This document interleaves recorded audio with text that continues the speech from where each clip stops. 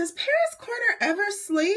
Do they ever take a nap? Because they stay on the neck. I'm talking about standing on the neck with 10 toes on a designer or niche house to dupe. But I have some thoughts about the two new releases, Khair Felicity and Marshmallow Blush. I gave you guys a teaser in the shorts, but it's time to break it on down. So stay with me.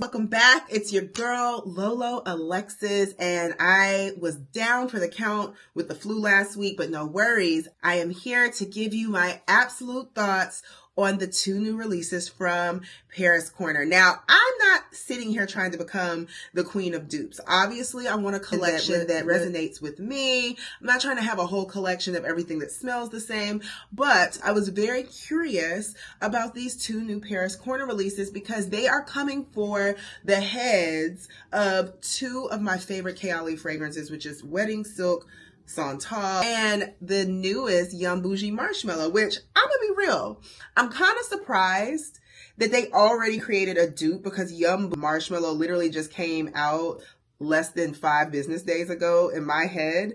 And typically the houses don't start duping for a good 6 months to a year. But in this case, Paris Corner wanted a piece of the coin. Now, let me be clear. I am not a girl that scent shames. So I definitely love good dupes. I definitely think that everybody deserves to smell good at every price point. And to be clear, a lot of the fragrances that have been duped, especially from certain houses such as Lattafa and Paris Corner and Mimic, do a really good job at it. So much so that you may not ever need to buy the muse that they have. So I definitely don't want anyone to think like you should be shamed for getting a dupe. You deserve to smell good, okay? Now, I'm not going to sit here and say I want a whole collection of dupes. However, I was super curious about these two because these are my two favorite from the Kayali house, just about, all right? Especially Wedding Silk Santal. And you girlies were in a tivy when it was out of stock for like, oh my gosh, was it a year and a half? Somebody tell me in the comments, but I feel like when Wedding Silk Santal dropped, everybody ate it up, and then we did not see it for literally almost 2 years. I promise that's how it felt because I actually got both. I got Wedding Silk Santal, and I believe the other one is Velvet. I can't remember. It's back there. But my whole point is I got both of them, and y'all, I held on to that baby for a long time until they released another batch of Wedding Silk Santal in 2024, and you had to go ahead and buy it up. So part of the reason why I got Felicity is I'm like, let me see if it smells anywhere near the original inspiration, because if we ever get a Mayday and Wedding Silk Santal is literally down for the count, I'm gonna need to find something that smells just as good. It is a beautiful fragrance to me. So let's jump right in and talk about both of these, all right? Now, y'all see, baby girl is on her last leg with me, all right? This is my original bottle of Wedding Silk Santal, and we are on its last bit of juice. That's how much I had to spray with caution until I got a backup bottle. And then, of course, is Khair Felicity.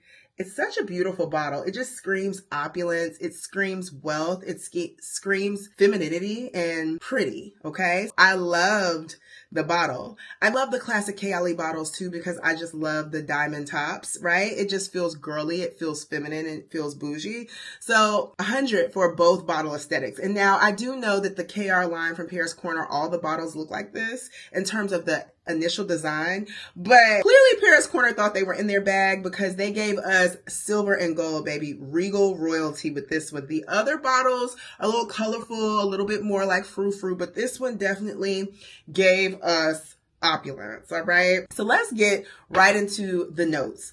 So Wedding Silk Santal has sparkling champagne, white freesia, pink praline, lush nectarine, sandalwood, and sugared musk. All right. Let me tell you off break why I have loved Wedding Silk Santal. Wedding Silk Santal, y'all, so sparkly. And what I mean by sparkly, I mean the champagne for me in Wedding Silk Santal is just so gorgeous. And I love the way it plays with that praline and nectarine so beautifully. It just gives such a sweet, fresh, fruity, yet subtle play on the nose. And then as it transforms, I just love the creaminess that the sandalwood brings. And then the dry down into that musk really lets it just play on your skin and sit there, just find its home, right? So I have loved and coveted this. It reminds me of going to a high tea in the of spring. It reminds me of just wearing pearls, having bubble bath, excuse me, from OPI manicures, just eating beautiful strawberries and macaroons. Like, this is what Wedding Silk Santal reminds me of, okay? Something that's just giving girly and prissy. Love it. And I was really hoping that I was going to love Felicity the way that I love this, okay? To give it one more spritz because in love with it. And one thing about Wedding Silk Santal that I want to mention before I move on to Khair Felicity is with all the Kayalis, you have to let them sit.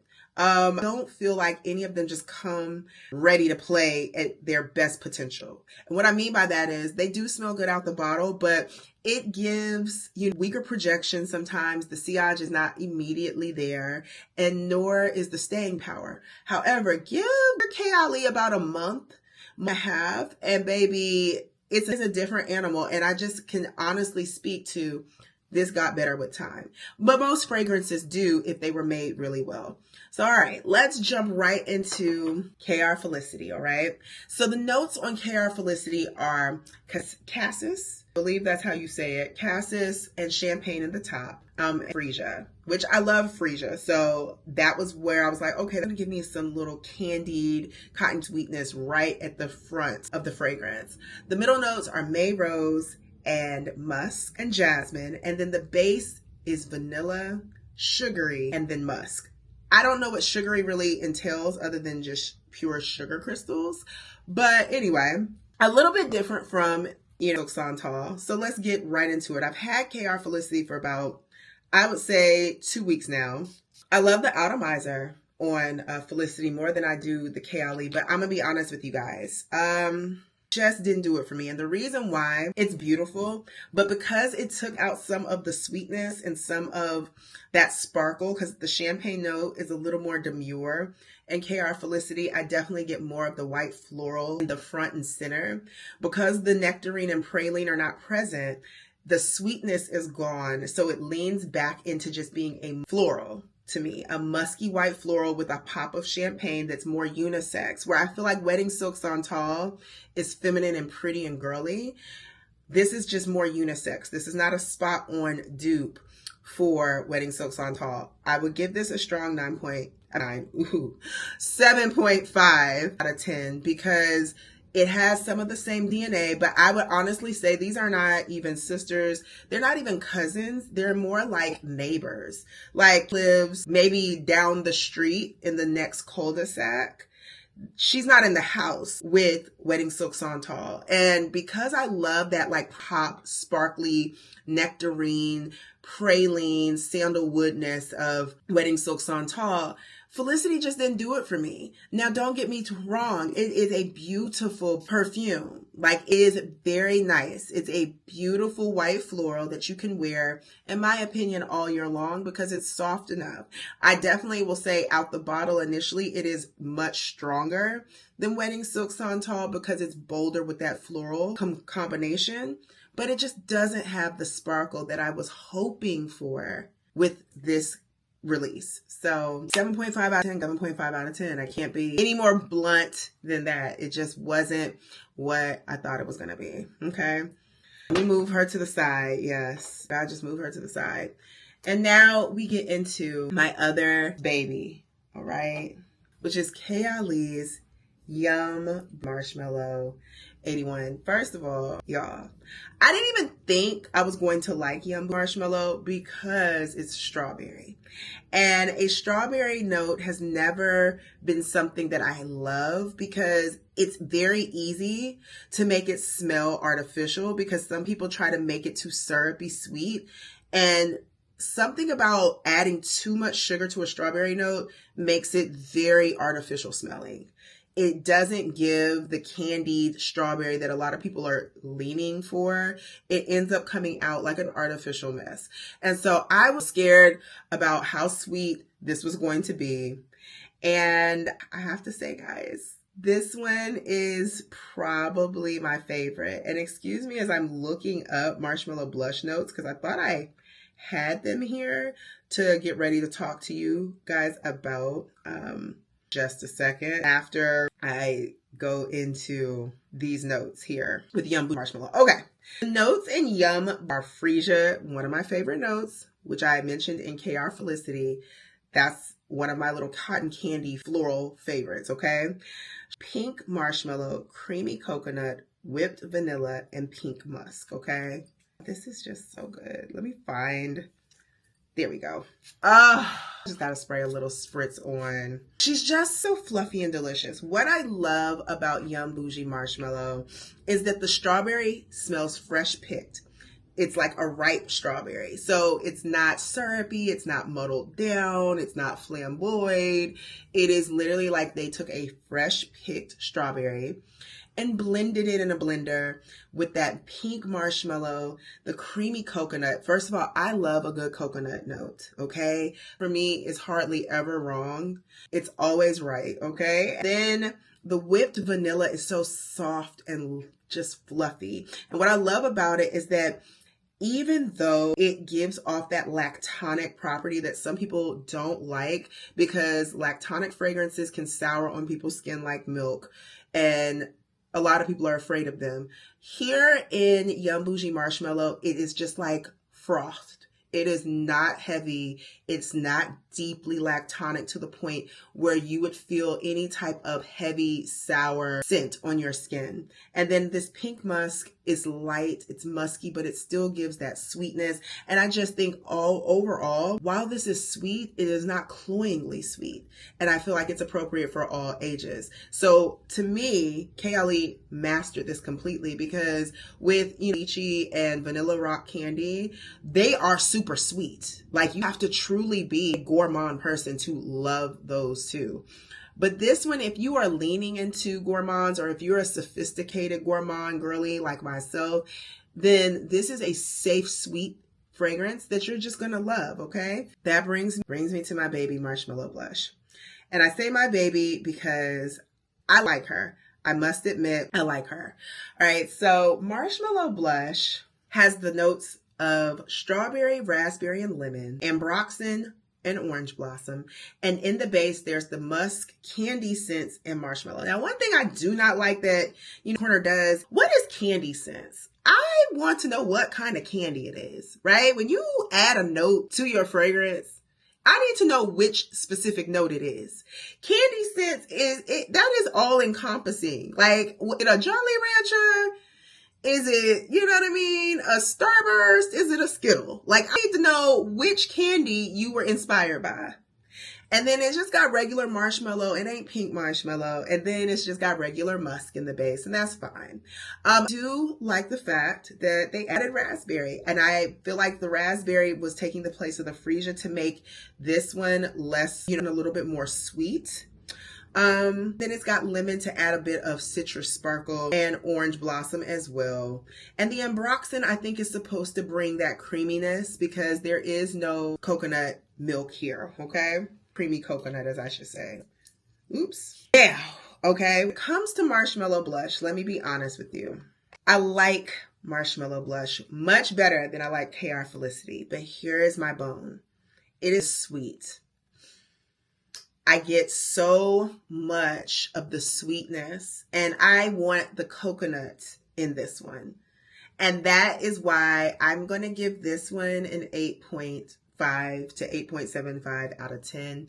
Because while it is sweet, while it is bold and in your face, and you do get that strawberry, I do think the raspberry being added is a beautiful touch. It doesn't give me the scent story that Yum Boujee Marshmallow gives me.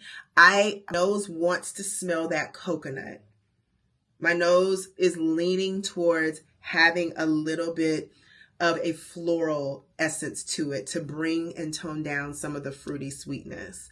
And it's just not here. This is candily sweet. I also feel like it leans kind of Yara's candy with added marshmallow. And because of that, I'm just like, ugh, I don't know how much I'm going to love this.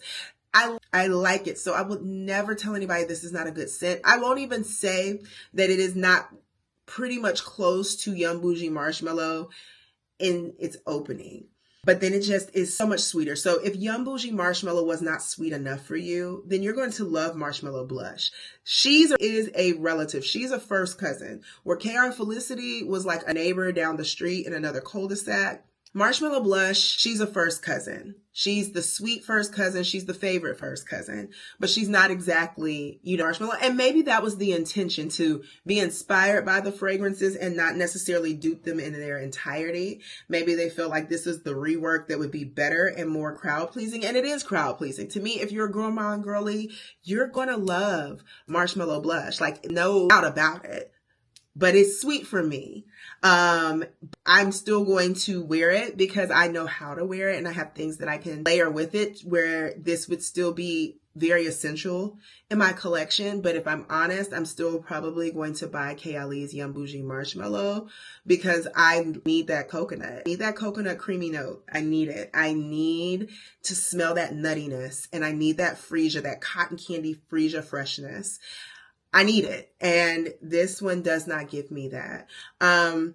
Spray it one more time because I also feel like, and maybe this is just a me thing, it disappears rather quickly. And sit with it for like weeks to a month and try it again to give my performance evaluation. When I initially sprayed it over the past couple of weeks, I'm like, this one disappears. Which maybe I got a different batch than everybody else, but it has not given me the performance that everybody in the streets is saying that it is. And I'm heartbroken by that. However, it's a gorgeous fragrance. I would recommend it. I would gift it to someone who loves sweet strawberry, fragrances. I definitely can't speak ill of it. Yeah. Won both rounds here. And, they think differently, and that's okay.